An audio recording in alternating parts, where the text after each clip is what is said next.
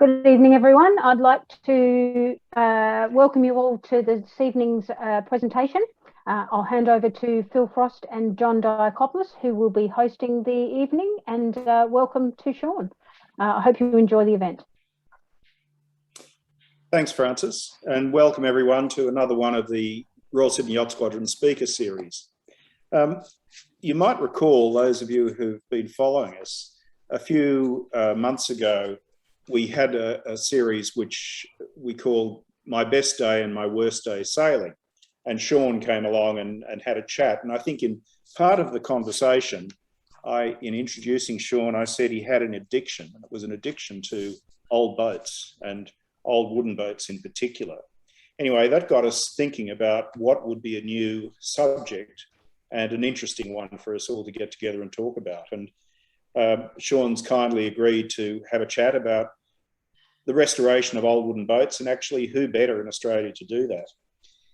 So if we go and look at what's happened in terms of the restoration of old wooden boats around the world, in the States, you know, the age of wooden boats probably started with John Wilson and his Wooden Boat magazine. And I think, like John Diakopoulos, I've got too many of those old magazines there that I keep going back to and looking at, but anyway. And they were looking at designers like people like Joel White and Maynard Bray on the East Coast, who, you know, brought together almost a cult of designers and artisans intent on restoring old boats or building replicas of some of these old boats. And this brought back the names of people like Herreshoff and some of the original Sparkman and Stevens boats. And at the same time, in the UK, you know, the classic UK yachts, the Fifes, for example, or the Camper and Nicholsons, the likes of Ian Outred, who was actually originally a Sydney-sider, and Vivier from France worked on bringing back new boats. In Australia, however, the fiberglass revolution largely wiped out many of the heritage of old boats that we've had, and the boats were basically destined to be winding up in funny little bays and having funny little additions put on them. And I think even today, you could probably still find a few boats in bays down in Tasmania that you could pick up and do things with, or perhaps in paddocks out in the west, but Sean can talk a little bit more about that. And then in Australia, you know, many of the wooden boat builders, when fiberglass came in, basically disappeared. And the remaining boats are probably people or boat builders at Kenny Beechel's shed down in Lovett Bay, or sorry, Elvina Bay on Pittwater, and carried on by Colin Beechel. And, you know, it's a shame because the boats that have been built in Australia, some of them are just fantastic. And Sean is one of these guys who's been bitten by the bug. And I wouldn't like to say that he's single-handedly saved the Ranger class on Sydney Harbour, but he's gone a hell of a long way towards doing it and picking up a bunch of other boats. So, you know, where do boats go, and what's brought out some of this love of wooden boats? Every now and then, of course, we've got wooden boat festivals around the place, and there's wooden boat festivals on Sydney Harbour. They're up in Pittwater, and then, of course, there's the classic boats down in Hobart every couple of years. And you can't get your boat in there these days. They're becoming very picky and choosy because it takes forever to get your boat down there and then to be accepted. However, let's move on. And if we look at some of the restorations that have been done, I can recall sailing around as a kid on Pittwater and seeing this big old white boat with a clipperish sort of bow. And it had a fellow who was a bit of a hippie that was sailing on it and living on it.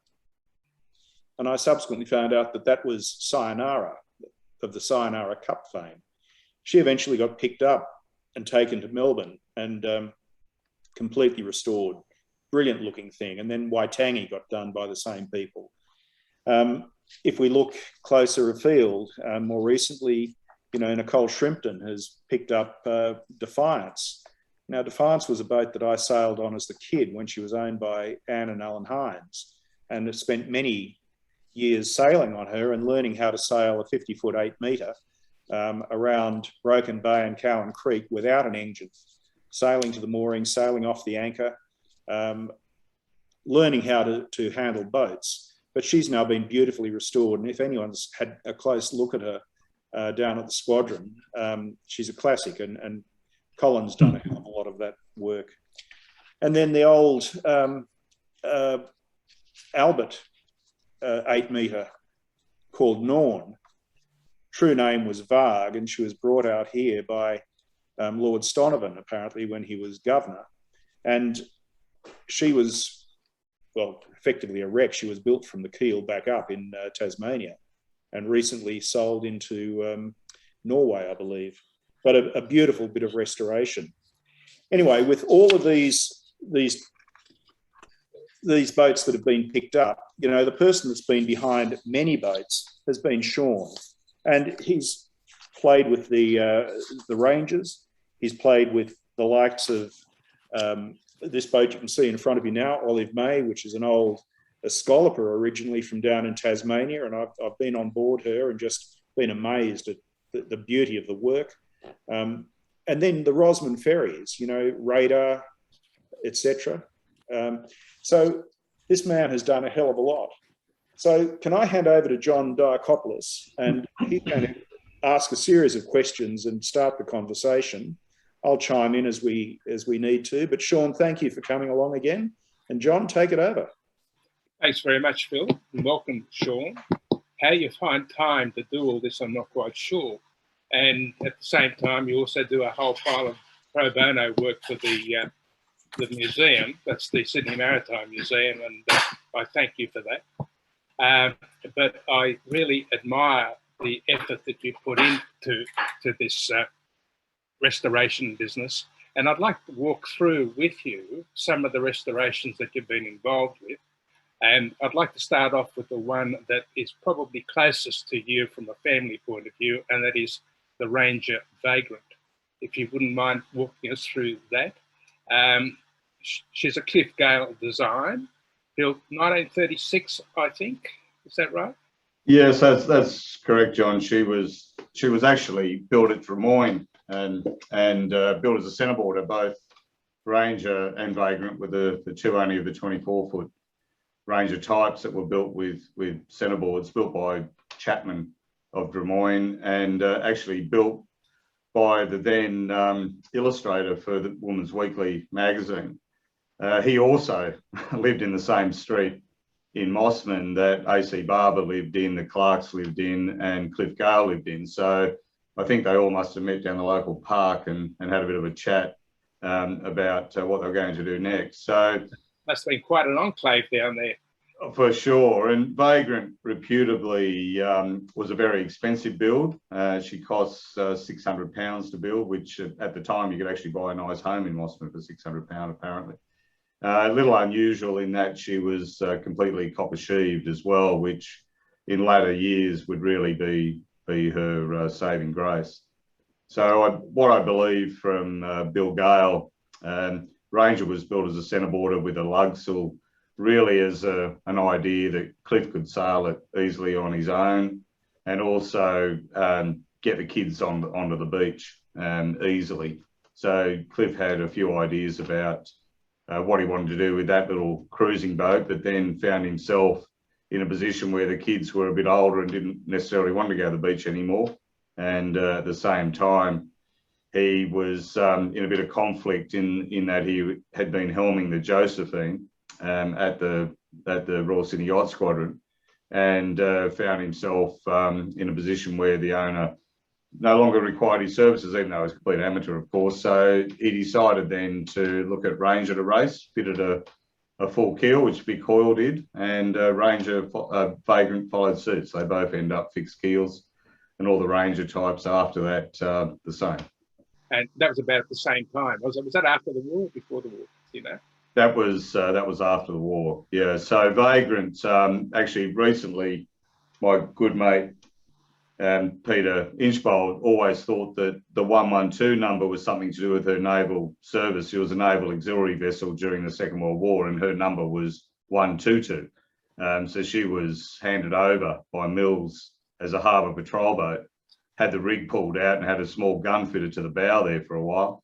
And I actually have a letter from the Defence Services that she was one of the first vessels to arrive at the scene of the Cuttable when she was torpedoed by the midget submarine and dragged sailors out of the water. So she's had quite a history, little Vagrant.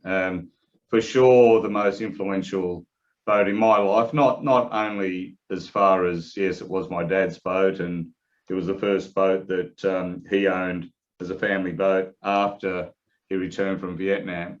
But for me, when Dad was posted to North Queensland and he sold Vagrant, I cried for a month and said I'd get her back one day. I got her back when I turned 30, and every day I look at her and I say, that's all I ever need in life, as far as boats go. There's a few other things I've needed along the way, but she's a great leveler for me. And she was never raced when your father owned her, was she? No, well, she was still copper sheaved. She was copper sheaved actually when I bought her back as a bit of a mess some 30 odd years ago now. Yeah. And when we had her, she was copper sheaved, tiny little sails, and she was just one of those things. You know, she was gaff rigged, had a petrol vedette little engine that would never start, and she just, because in that era they weren't popular, she was inexpensive. And for a young family, she was just fantastic to kick around Pittwater. And the next boat next to her in McCar's Creek was Chloe, which I know you're going to touch on later. But when we used to leave the mooring, Dad used to roll around Vagrant 3 times and then roll around Chloe twice and say, son, if you could ever have a more perfect boat than that boat, Chloe, I reckon you'd never find one. So she also sort of featured later in my life as well. So he taught you your bad habits, did he? Well, pretty much. And look, the reality is that, you know, timber boats in that era, as I said, were inexpensive, but, you know, as my dad always pointed out, there's a few things he pointed out. He said, if you stop the water, you stop the rot. And you know, whatever effort you put into them, they'll respond to. So, you know, we had a regime of working on Vagrant every single Saturday and then sailing her on Sundays, back in an era where you always bent the sails on and took them off again. So, you know, the mainsail was always laced on laboriously and then unlaced, folded up and put down below. Yeah, well, your involvement with Vagrant really rejuvenated over a period of years, rejuvenated the whole Ranger fleet to the point where, you know, we had about 4 Rangers that were able to float around the harbour. Now we have about 6 of them that can actually race. There's another one being built and there's another one waiting to be restored. So the fleet is starting to grow again, which is a great thing to see. But not only is it a great thing to see, the boats are looking superb, aren't they? They've really come a long way. Yeah, a lot of effort has gone into the boats. When I bought Vagrant back as a bit of a mess, and I was doing her up round in Careening Cove, and shipwrights there, Hudson's, were helping me out, and a name very familiar to a lot of people. Good old Jeff Tyers was there, and Jeff actually dubbed Vagrant the $1 Million Ranger.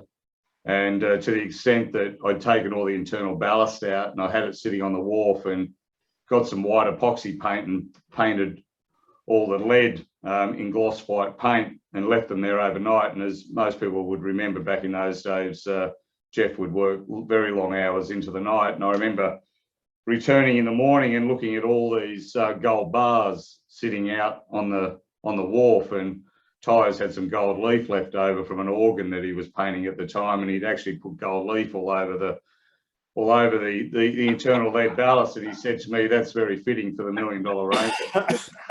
Marvellous. Now, moving on from Vagrant and the Rangers, you then got involved with Maluka, which I remember as a boat that had become virtually a launch. She wasn't when I saw her, but the last time I saw her before you got hold of her, she was really nothing more than a putt-putt, was she?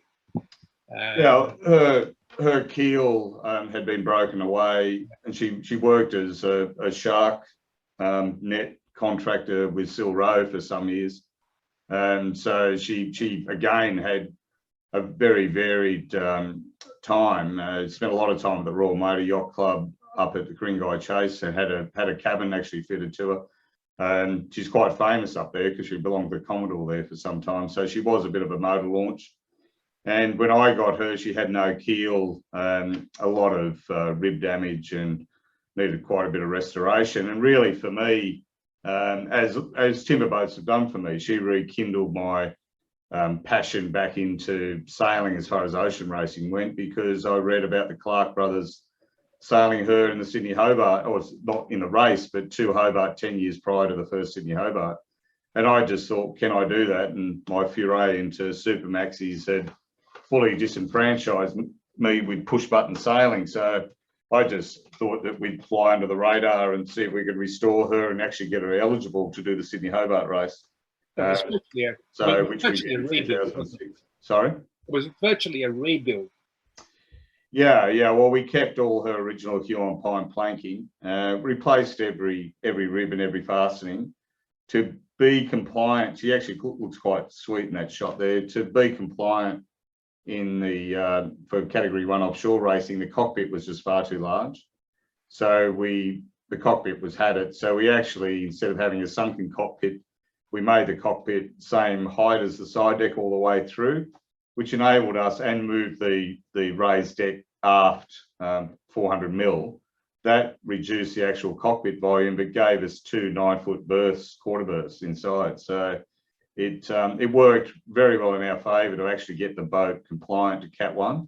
And also we decided to get her fully compliant to ABS, which I feel really older boats that do things like Category 1 offshore racing should go through the ABS pain, if you like, plan review, which we're doing and have done with Maluka, and get them up to full specification that they can safely cross oceans and safely do things like those type of events.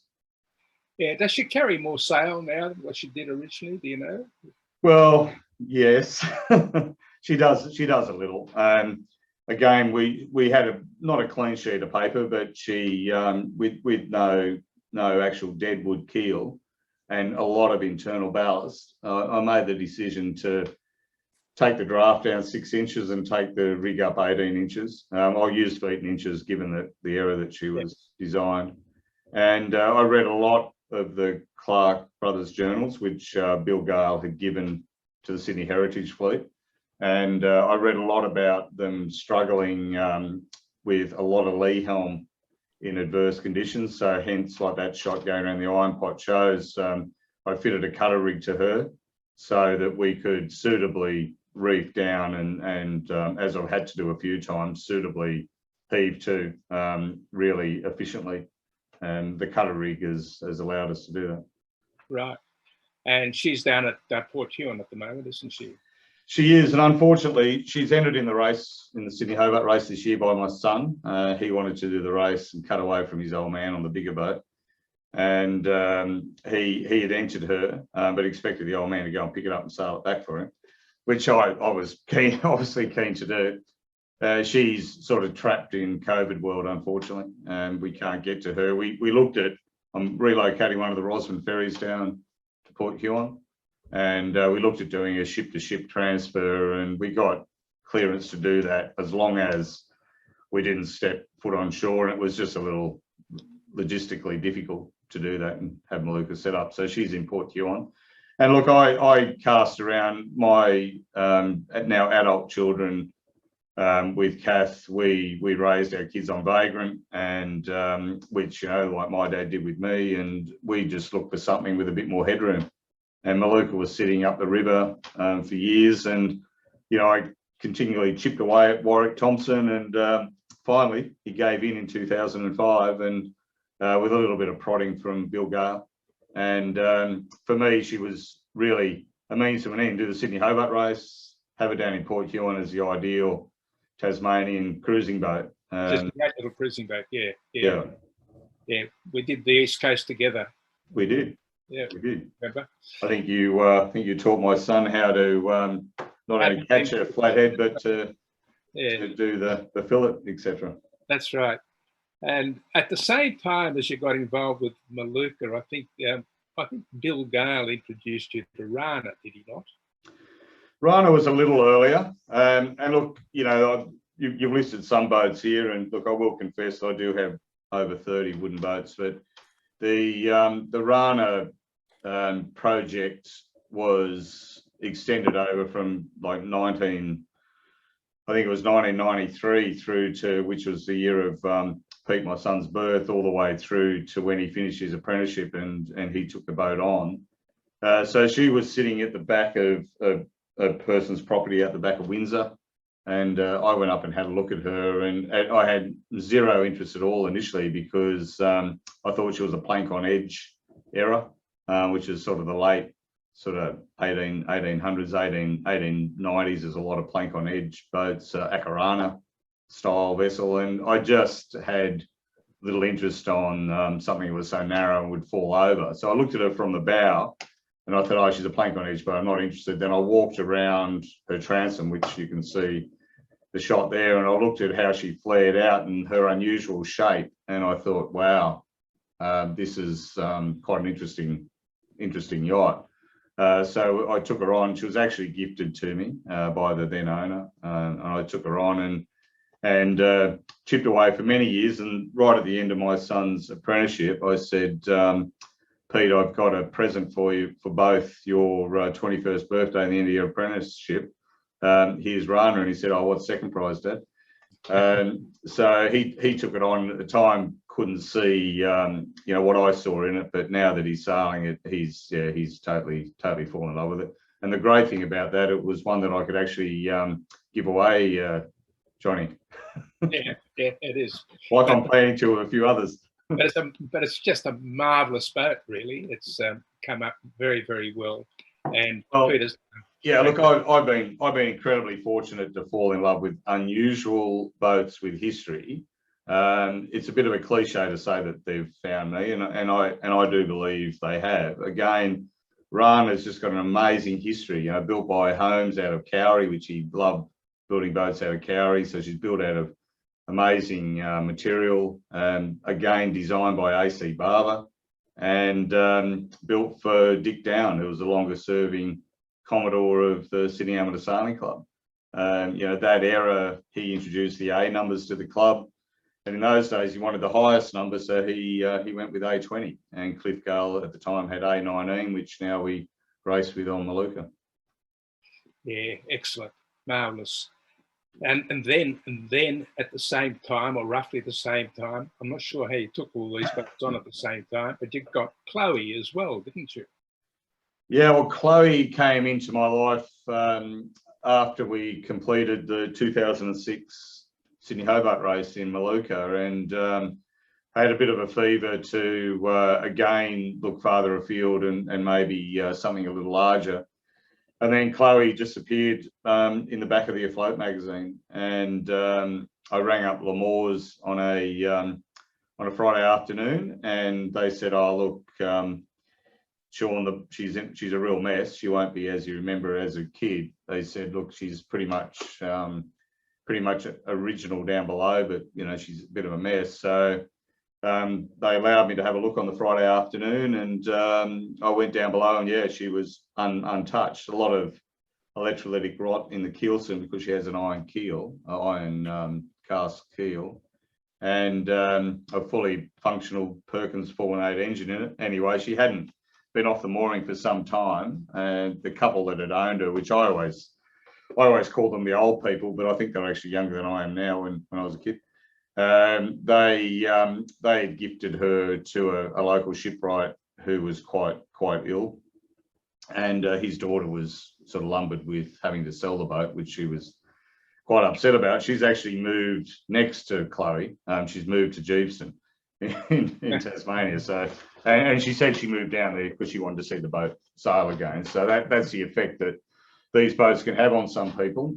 Because anyway, so Chloe. I went and had a look at her, and they accepted the offer I put on her. I asked Cole Bushel if he was prepared to whack her on the slip and just scrape the barnacles off her, and he said, "Oh, why have you taking this on. I said, oh, look, you know, a bit of family pride, etc. You know, my dad always loved it, da, da, da. Anyway, and I didn't tell Kath, my wife, that I bought it. And we went up there the following weekend and, you know, said, oh, I'm going to sort of take this boat for a bit of a run. We got to Barrenjoey and I pulled the mainsail up and Kath said, oh, have you bought this boat? And I said, oh, maybe. As we heeled over, of course, all the Huon pine planking was fully open, so there was water pouring in. So Kath wore a life jacket and kept her phone like this the whole way from Barrenjoey to Sydney Heads, believing that it was going to sink. She was driving. She was steering with one hand and holding the phone up with the other to keep reception, and I was hand bailing.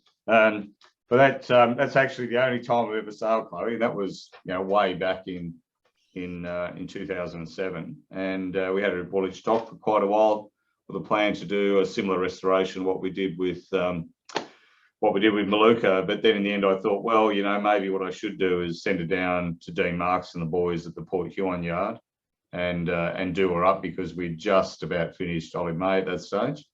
So we put her on a truck, and when we got her down there, we found out that she was from actually Hobart originally, built by Percy Coverdale and Battery Point.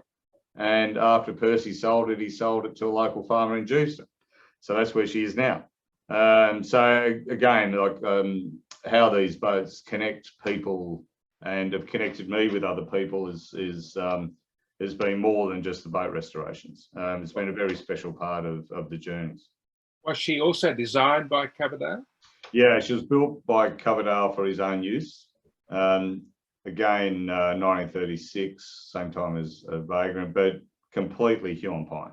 Yeah, that was a Battery Point, I think, wasn't it? Sorry? Battery Point? Yeah. So the Coverdale's house, which is called Coverdale, is still there. And the slipway obviously is now gone, but the Muir's slipway is still functioning next door. And what is the time scale for getting her back in sailing condition, you reckon? Well, as you know, Mr. Dicopoulos, I've got a bit on with North Sydney Council at the moment. So once I get through a few development application land environment cases, then we'll get back to finishing those projects. So I've put the brakes on Chloe and Morna for a little while, and so we can have some breathing space. But we want to talk about Morna, and I want you to go back in time with Morna, because I know you've fallen in love with McCormick and the whole Fife situation and the building of Morna in the first place in Sydney. Most Fifes, of course, were built by the Fife Yard, but this was built in Sydney. So can you take us back to your first, how can I put it, connection with Morna, and then walk through from there? Look, like a lot of people, I coveted Morna sitting out on the mooring out in front of the Royal Sydney Yacht Squadron, and you know, knew of her history and you know, famous photographs of her and paintings of her throughout the club. And when I was 16 when I first fully fell in love with her, and scurried out and walked around a deck and just dreamed of you know, maybe sailing on it one day. And when I had the rigging business in Careening Cove through Jerry Henry, every time she was on the slip, made several approaches to with respect to John Bisley, keen to be involved with her. And you know, after the movement, I suppose, of what happened in Careening Cove with Jerry Henry, and Jerry Henry having nowhere to work from, I offered him an office space here for free at Noakes, and with his son Paulie, and they came around, and with that came some caretaking of Morna as well. So I took on the caretaking of her for John, and with, you know, a desire and a belief that one day I might be more involved with her. It's been an incredibly enormous task, and not something that I believed you know, was unachievable. I think the nice thing is that the arrangement that I've ended up with John Bisley is that John's taken us down a path which I did with Maluka and I've done with Olive May, and we're doing with Chloe in that a full plan appraisal. So John for many years would turn up on a Friday, sit on what I call Inspiration Rock. Actually, we can see, but Morna used to sit at the end of the yard up here, and behind there is where I've done a lot of design work with a case of beer, looking at various ocean racing boats that I've had. So I call it Inspiration Rock. And he used to sit there, not come into the yard and look at Morna. And I'm sure he was having those same dreams that we all do of sailing something so magnificent. So John, over the years, dropped in every Friday various accounts of McCormick and Sir Alexander. And I got more interested in the man himself than I actually did in the yacht. And I started to immerse myself in someone that arrived from Scotland who knew Fife well, and brought sterilisation to surgery to Australia. And because he wore a white gown and gloves, they dubbed him the Hokey Pokey Man. And they gave him one bed because they thought he was a bit weird. So oddly enough, his patients lived, and he was awarded another bed. And then wealthy people started to use his services because he was a very good surgeon. Did a lot of work, a lot of philanthropy work. Went to war, ended up a brigadier. Went to the Boer War and the First War, and just gave up his time and his service. He never got on well with the Labor Party, it turned out, and famously ended up leaving the Royal Sydney Yacht Squadron and forming the Edwards, which is another story for another day. But I got quite interested in the man and why he would put so much effort into his adopted country. In that he built a hospital which he gifted to the people of New South Wales, and he took on building Morna really by a yard that weren't yacht builders, Morris and Sinclair, in a time of almost war and depression, where he took on building a boat out of teak and all the best materials. Which, again, the flip side of that is that some people in the papers of the time said that he was rubbing his wealth, rubbing their noses in his wealth, that he would choose teak over the designer's plans, and he would go with bronze rather than steel. If he didn't do that, the boat wouldn't have survived. The boat wouldn't be still with us today. So my fascination with him is that we have been doing quite a bit of work trying to do a documentary on the rebuild and of the man and the boat, and really what he wanted to do with the boat. Never was designed as a race boat, even though it fitted the 12-metre rule of the time, the first rule. So she ended up famously racing. I know you want to jump in there, John, so go for it. No, keep going, will you? Because it's fascinating how you blend the history of people and the history of their boats together, and I love that. I think it's fantastic. Yeah, look, there's a lot of cliches about, the boats outlast the builders and the designers and the original owners, and we're only custodians. And we all put our own little bit on them. There was mention about Defiance earlier. I attacked the bow of Defiance with a power plane because she had like a bowsprit square snub nose. She had a bowsprit, originally had a gaff rig, and I attacked that with a power plane one day, with Nicole dropping in the afternoon and changed the shear line a bit. And every time I see that boat sail, even though Bisho's done a lot more work to the boat after I'd finished with it, every time I see it sail, I think, well, that's a bit of me in that, and that's all those stories, I believe, should be kept and connecting all the people. Like seeing Olive May at the Wooden Boat Festival, I call the Wooden Boat Festival a festival of people. It's like they spray happiness in the air down there, and it doesn't matter if you've got a plywood trimaran or Varg. Everyone's connected by this love the wooden boats. And Olive May actually did teach you a bit about connecting boats with people, because I remember sitting down there with Bruce Stannard and yourself and a fellow who had actually worked on Olive May back in her working days. Yeah, Brian. Yeah, and walking through the history of that. Yeah, Brian. Brian's quite a sad, a beautiful story.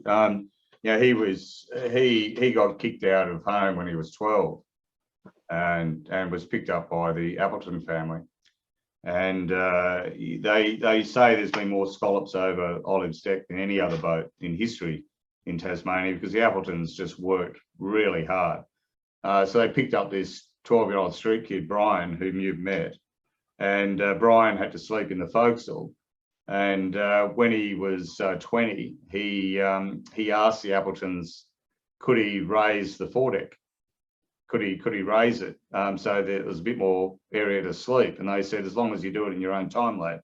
Yeah, and the kid was working 18-hour days, so he did it, and it's still there. And he knew nothing about boat building, but he read a bit about it.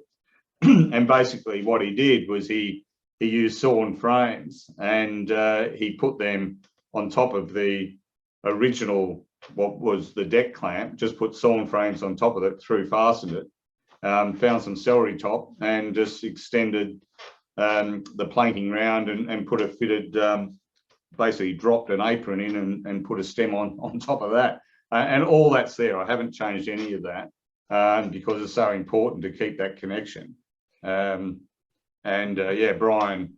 is now helping us with a book that we're doing on Olive May and trying to connect her original build, which is reputably a ticket of leave convict, Thomas Doherty, built it as a passage boat, as a double ender, and then my good old mate Percy Coverdale extended it in the early 40s. Her Lister came out from the UK as surplus. You've reconditioned the Lister, haven't you? You put it back in. Yeah. It's been that in itself, in the engineering sense, has been a labour of love. Flux Engineering in Port Huon took that on, and it's a bit of a bushman's axe. We got lots of bits of Listers and we rebuilt it, and she's up and running again. So Stannard, as you said, Bruce and Westacott joined in with something I wanted to do to connect the people of the Huon. So if you Google landline sale to market, you can still find it, ABC landline sale to market. We took the Olive May up the Huon as far as we could till the bridges stopped us, and we just picked up produce from all the old wharves, apples, wine, good cheese, and some fantastic cider, and all these knickknacks along the old trading routes, and ended up in Hobart Town, tied up at the Waterman's Steps, and offloaded after, this was never a money-making thing. It was about connection of people.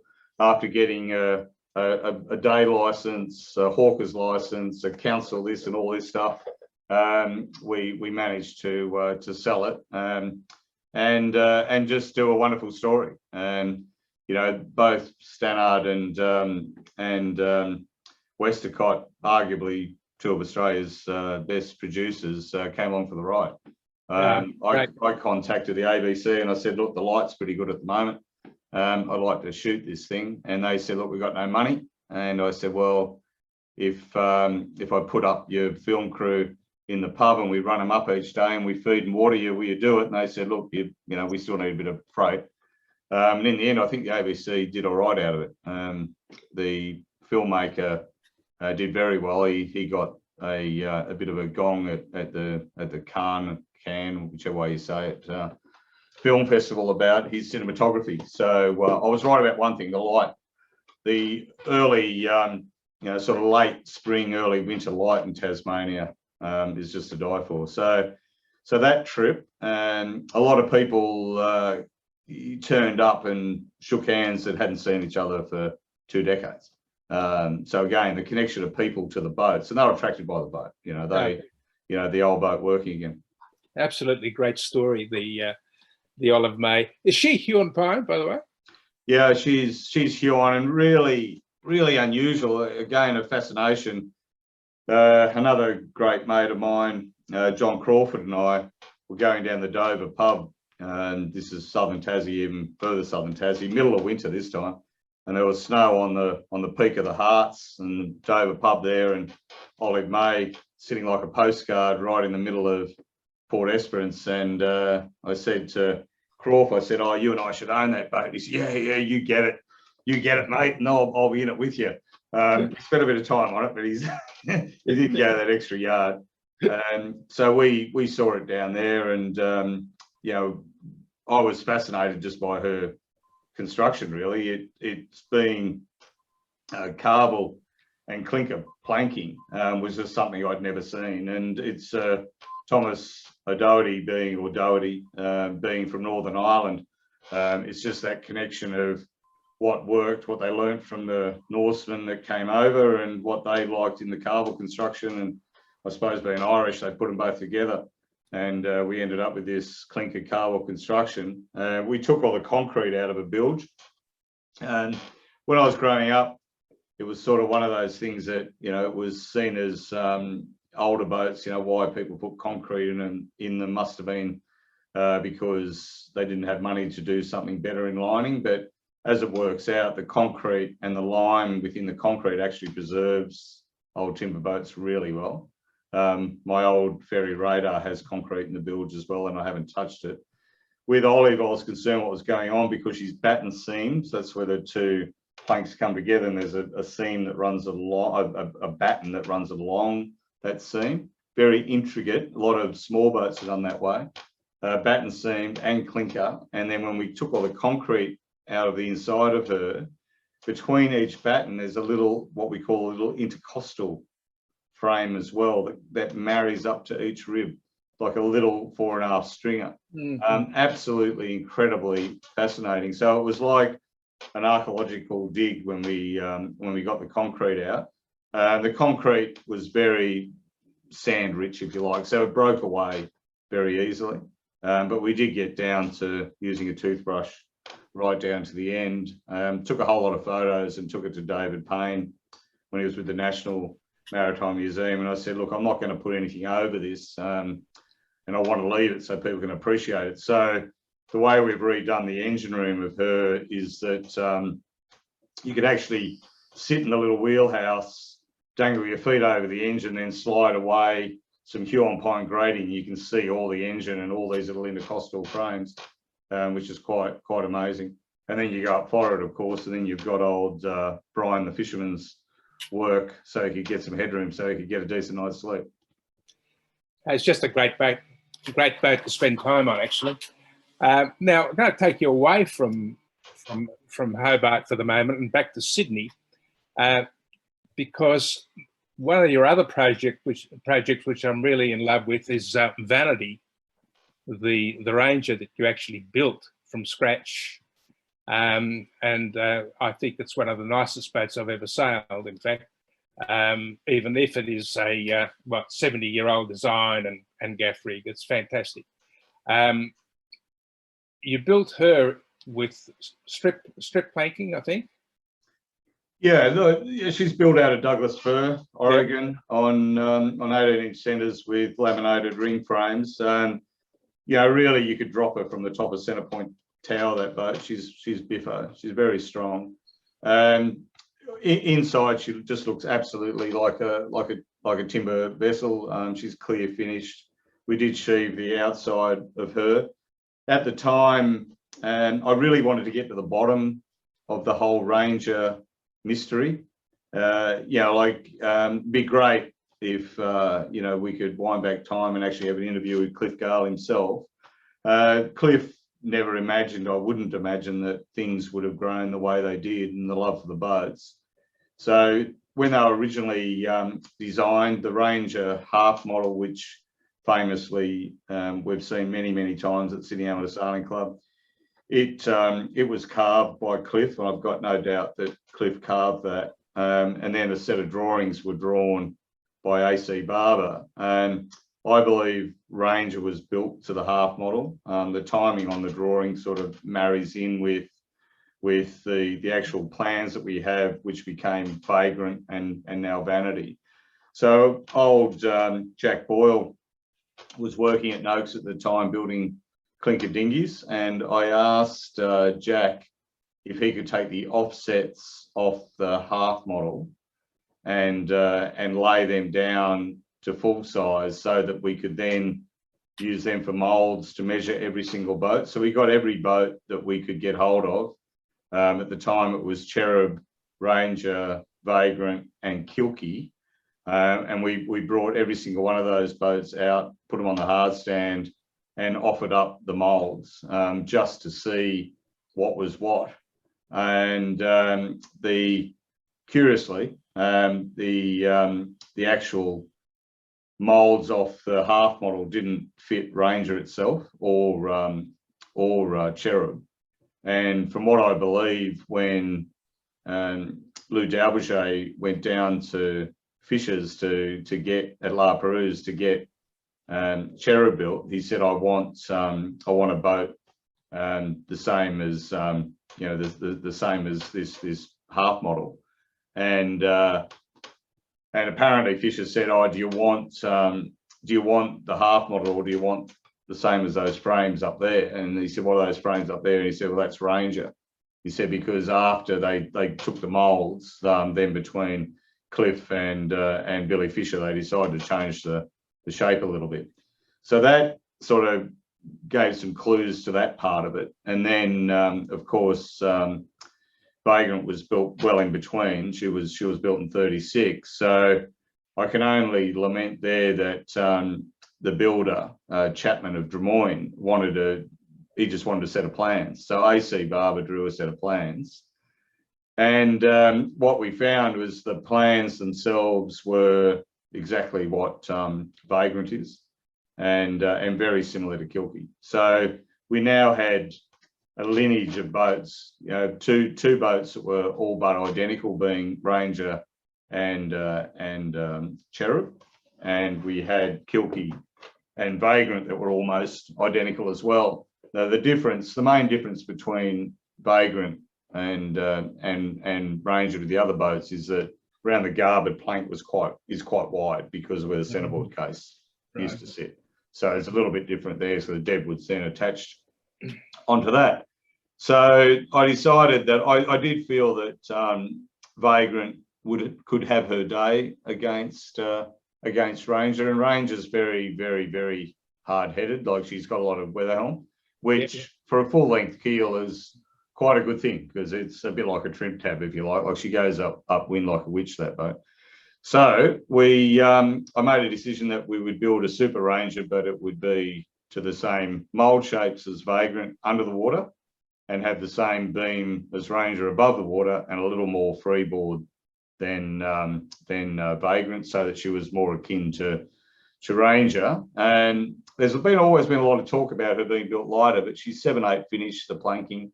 There's no water in the construction because she's sheaved on the outside, which meant with an extra 6 inches of draft, we could give her another 320 kilos of lead.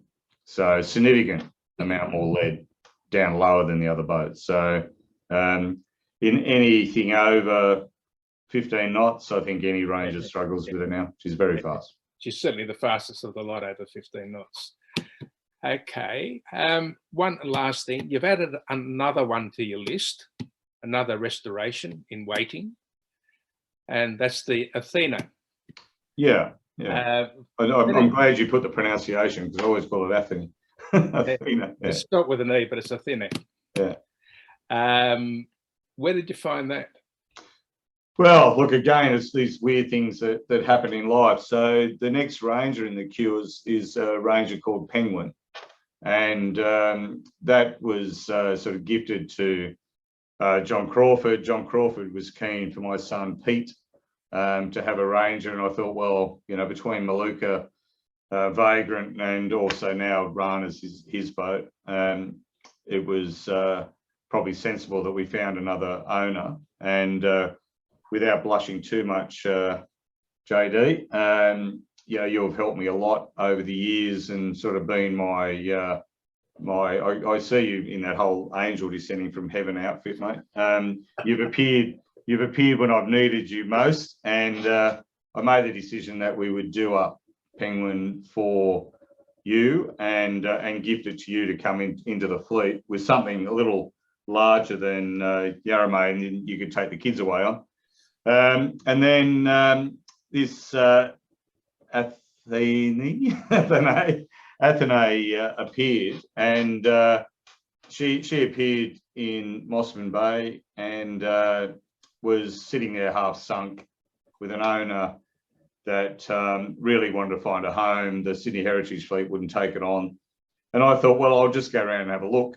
Went around and had a look, and again, a lot like Rana, of an era where unusual shape, totally different designer in EW Haywood, and I could see what EW was trying to think.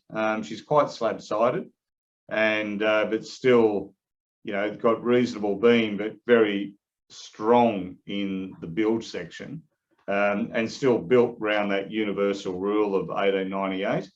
And I thought, yeah, this is quite a fascinating boat. So I fell in love with her shape as much as I did with Rana, and thought, well, Caprice, which we put the gaff rig back in, the 1913 Fife, Rana AC Barber 1913, both those boats needed something the same length to the maximum length rule of the amateurs of the time.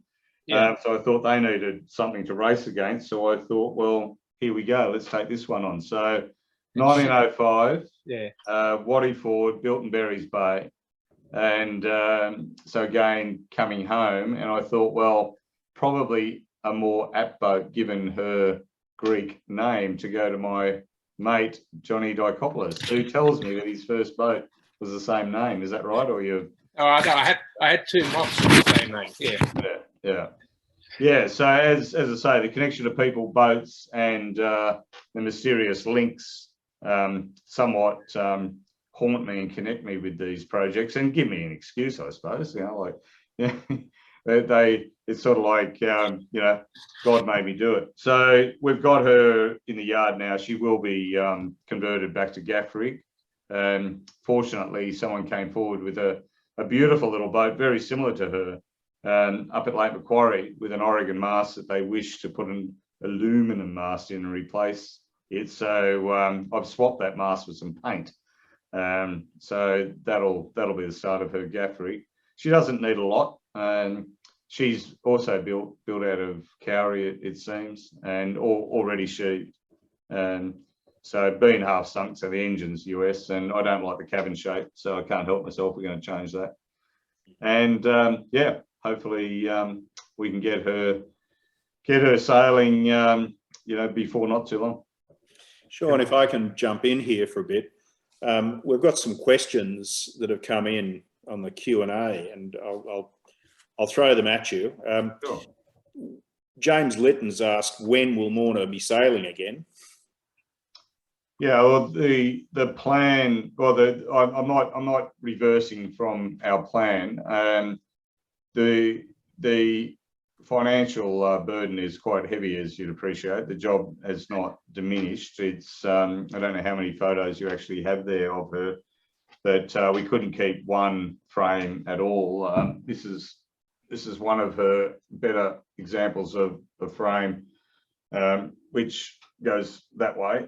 So she had a combination of what you call sawn frames and steam bent frames. We put laminated flooded gum frames in her, and she's going to get Gumtree spotted gum steam bent frames. All the timbers are now cut, and the plan that I wish to do is relaunch her 29th of August 2023, which will be 110 years after her birth, and then sail her in the 2023 Sydney Hobart race with her original Fife gaff cutter rig, which she never did the race in. I'm pretty keen, setting myself a target to beat Maluka's fastest time of 3 days, 19 hours and 24 minutes, and that is a whole day faster than Morna's ever fastest time. And Morna, or a day and a half faster than Morna's fastest time. She did hold the record at that time for some time. So I obviously believe she can do that. And but she's never done that race with her original topsail gaff cutter rig. So that's the desire. Alan Stannard's also asked a question. He said, how many apprentice shipwrights do you currently employ? So we are down to 8. We generally have 12, just rotating. And so we have positions for 4. And we haven't pressed hard sort of, to market, if you like, to get more apprentices. They normally come in a flood when we put the word out there. And about now is the time to put the word out there. So, yeah, very keen to take on another 4 apprenticeship rights and keep it going. We've had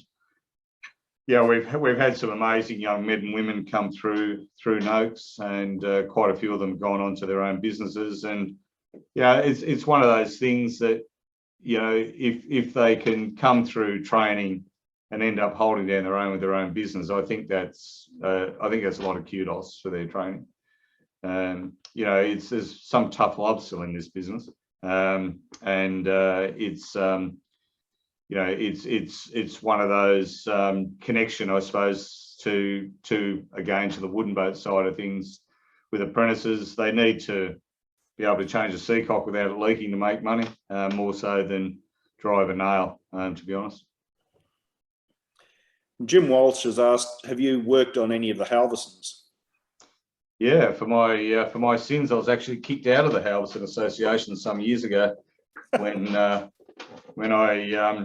Polaris, I decided, well, I didn't decide, the owner at the time, who was he was the CEO of Channel 10 actually, he used to take the boat out a lot on his own from the Spit, and twin screw, beautiful boat, but still was having trouble with the amount of current, and asked me if I'd fit a bow thruster to it. So I said, sure. And so I fitted a bow thruster. At the time, I owned the Pep, which was in the 1966 boat show.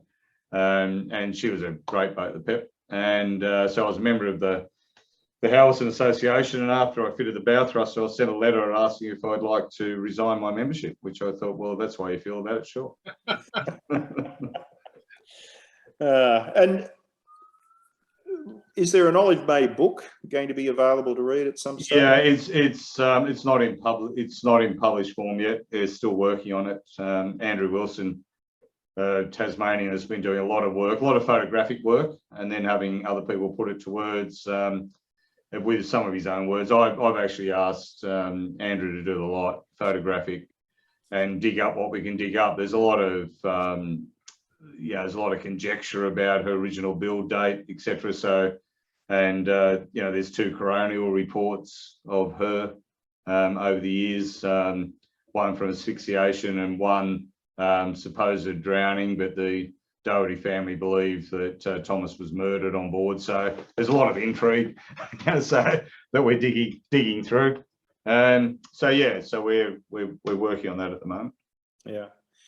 Good stories, those it's ones. 19 hours. One of the, and we're getting close to the end here, but one of the things that you've touched on a couple of times, but you haven't gone into any detail, and I hold you responsible for this, JD, is the Rosman Fairies. Can you tell us just a little bit about them? Yeah, look, they're very famous, some of them. Oh, they're famous for sure. I'm the 3rd owner in 115 years of the fleet. The oldest of the fleet now is not actually part of the original fleet, which is the Proclaim, also built by Morrison Sinclair. And then after her, you've got the Radar, which was always my favourite. Like Radar to me is a bit like the Remington Shaver ad, to be honest. Like I went to the Matthews family some years ago, and I said, look, if you ever want to sell Radar, I'd be really keen to own her. I really love that boat. And they came to me one day and they said, look, Radar's for sale and here's the price. And I went, wow, that's a lot of money for her. And they said, oh yeah, but the rest of the fleet and the company comes with it. So it was a bit like the Remington Shaver ad. I like the shaver so much I bought the company. So look, initially we we actually grew that business in its first year. We're still doing work for Sydney Ferries then, which was fantastic. I found as time went on, especially with Noakes Youth, working with Father Riley with youth off the streets. So I just found part of the business of the charter industry difficult for us to align with. So we actually cut away a lot of risk business that I see at risk. You know, it's a bit of a cliche. The last 2 years have been quite difficult for the Rosman fleet. I'm now looking at taking Regal to Tasmania and base her at Port Huon, because we've expanded our operations down there with a motel and the hotel. So we're looking at running trips up and down the Huon with her. The radar is still in her livery for the Biennale, and she'll do another Biennale in that livery and then go back to her original livery. So yeah, and you know, Royale's still out there doing the 18. So a story I'd like to share about Royale is that whenever we get a call up to work for Sydney Ferries, I always jump to do it, because I just think, look, it's going to end, because, you know, people don't want to go on slow timber ferries. But I remember sitting on the line right at knock-off one night, you know, like 11 o'clock at night, sitting out the front of the quay on the line, just waiting for an allocation from a wharf. And I got on the radio to the allocator and I said, oh, look, this is Royale, Sydney Ferries, looking for a wharf. And a minute or so later, I called again, and the allocator said, oh, look, Royale, can you just sit out there for while we're knocking off and just get all the boats, you know, lined up, you know, then you can come in. He said, or you can go straight back to base if you want. You know, you can go back to Noakes. And I said, well, what am I going to do with all the people? And they said, how many people? And I said, I've got 160 packs, I said with pride. And he said, 160 packs? And I said, yeah, they're loving it so much they won't get off. So I had 160 passengers on board right at the end of the run. And, you know, from Mossman Bay and the zoo, and they, you know, people were just loving it. I had, you know, half a dozen people in the wheelhouse having a drive, and they all knew it's going to come to an end. So for me, you know, if you talk about timber boats, legacies, connection to our beloved harbour, etc., I'd dearly love to see Radar do the zoo run. You know, like, you know, it would just be, you know, I think for tourism, for just keeping that connection, you know, just say to people, like, it's going to take you 10 minutes longer. It would just be fantastic. You know, like whenever we work with Rosman Fairies, with Sydney Ferries, all the other ferry masters give those boats just so much respect, you know. And you know, designed by Alan Payne, the Royale. She does still, Warwick Hood designed it. She does spin around, you know, like she does just go in there and spin around on the top, and you know, as a single screw ferry. So yeah, no, I've still got a lot of passion for them, but it would be nice if they were less of a burden. Well, John, have you got more you want to say? You're talking to me. I'm talking to you. You're talking to me, are you? There's another question I can see there. No questions from me. I mean, we could go on all night about wooden boats and what have you, but and their history and their designers and their builders. There was one other question that came in during the week. Someone wanted to know whether the Sheed a runabout up to the waterline, I think. That's something that probably should be taken offline, though, and shouldn't be dealt with here. Oh, look, I think there's probably a moment to talk about this. You know, I ended up with MB 172 from the Australian National Maritime Museum. It went on Pickles online, and someone bought it, and again, he's a great lover of wooden boats, but decided it wasn't for him. So all of those auxiliary workboats. So this one was built as a VIP launch in the early 30s.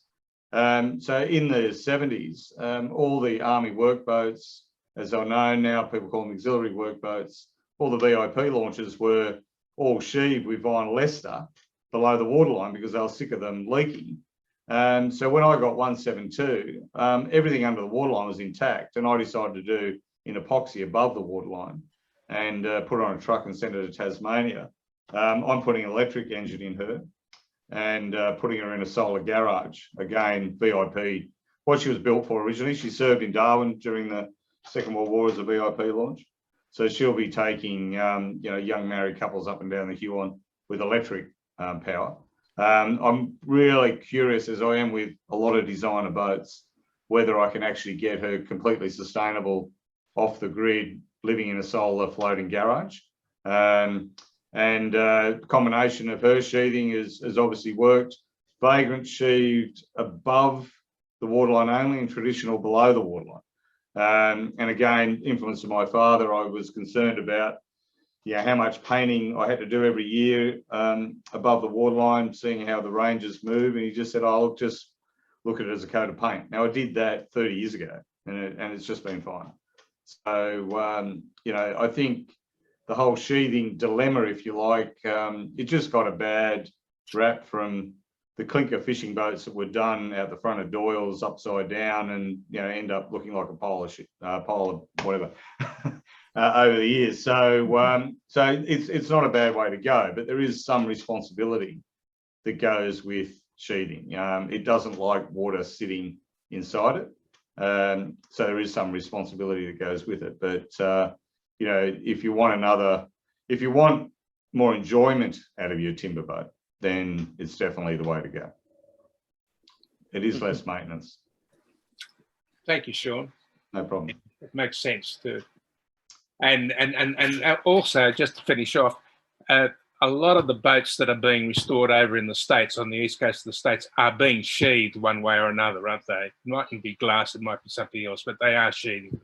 Yeah, look, for me, I like to see as much of the original boat builders art within the boat. Like when we built Vanity, we always built it with a view that it was going to be a strip plank sheet boat. But on her, I think I mentioned on her, like she still weighs 3,3800 kilos. She still weighs the same amount. The displacement has to be the same, otherwise it won't sail. Like so, if you've got that volume, you still got to sink it. Yep. So a lot of fishing boat conversions that have wet wells have got to put tons and tons and tons of lead in them to get them down to their lines, otherwise they just won't function. So Phil, I noticed there is a question still there, mate, if you're... Yeah, it's a question. Just James Litton just says, great stories. Are you going to write them down or give them oral recordings to the National Maritime Museum or Heritage Fleet? Well, the squadron is recording these, and there will be a record that the squadron keeps in its archives. So that was the question. But look, I think it's now nearly 7:10, and I think we're running a bit over time, but who cares? I'm just going to say thank you very much, Sean. It's been fantastic. And, you talked about Chloe and rowing around it twice or three times. I couldn't quite remember which one you went round 3 times. 3 times around Vagrant, twice around Chloe. Well, having, spent my youth sailing on Pittwater, and it's my sort of heritage home, I suppose, for boating. I can long remember seeing the old people, as you call them. Every time I went out, they were heading up the bay in Chloe, and I just love that boat, pretty much the same as you do. So I'll be looking forward to seeing that, back on the water and sailing. I think I saw her down at Commandy, up on the Hard there at one stage when I first recognised her, and she was looking a bit sad, I've got to say, but it'll be great. Yeah, she's looking great now. She's fully wooded. She's in her own shed. She's sitting next to MB 172. She's become part of the Shipwrights Trail, which the Wooden Boat Festival is running. So they go down there and look at the collection of boats. Casilda is sitting down there as well, one of the last sailing fishing boats. So we've got, without really trying that hard, we've actually got a bit of our own collection forming down at Port Huon, which is wonderful. Well, look, I just think, the opportunity that your affliction, as I have called it a few times, has given to apprentices to learn how to build boats properly and to maintain the skills that are so important to anyone who loves wooden boats is just fantastic. So thank you from all the wooden boat lovers, and thank you from us. And I'll say good night on behalf of our panellists and Sean Langman. Thank you very much. Thank you. Good night.